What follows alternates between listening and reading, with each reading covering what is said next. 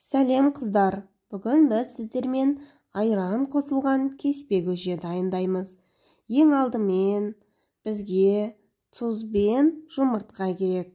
Жақсылап екеуінен қаттылау етіп қамыр илейміз. Қамырдың лажы болса қатты болғаны дұрыс. Сонда кеспеміз езілмей әдемі болып түседі. Міне осылай басын біріктіріп, жақсылап июін қандырып, қамыр дайындап, бетін 20 минутқа жауып қоямыз.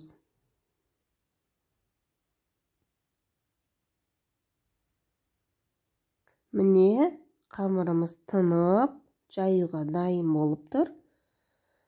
Жайылған қамыр, міне дөп-дөңгелек, сап-сары, қатты. Қамырды жайып болғаннан кейін бір пәс осылай қатырып қой керек, яғни кептіріп қой керек. Сонда бірден кесе салмай.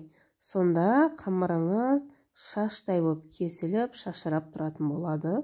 Осындай тақтай алып, үстіне майдалап тура аласыз. Міне жұмыртқаға қаттылау болып иленген қамыр қанша турап жатсаңыз да езілмейді, дана-дана болып түседі.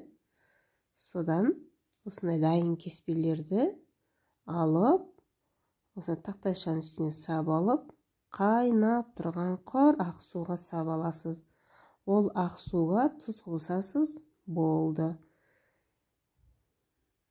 Бірден көп самай, дана-дана етіп, аздаудан саласыз. Мінекей, видеода бәрі анық көрініп тұр. Содан қозғап, 2-3 мәрте қайнағаннан кейін сорпаны, көжені кеселерге құйып, айран қатып ішесіз.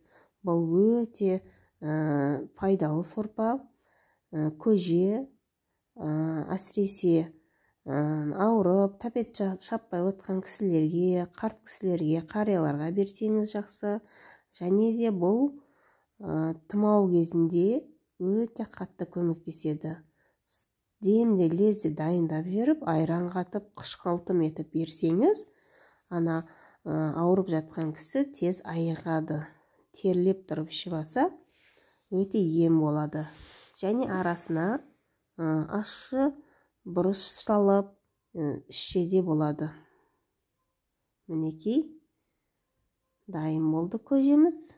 Кесеге құйып, осылай. Содан кейін жақсылап айран араластырып, сүзбе болса да, құрт десеңіз де болады.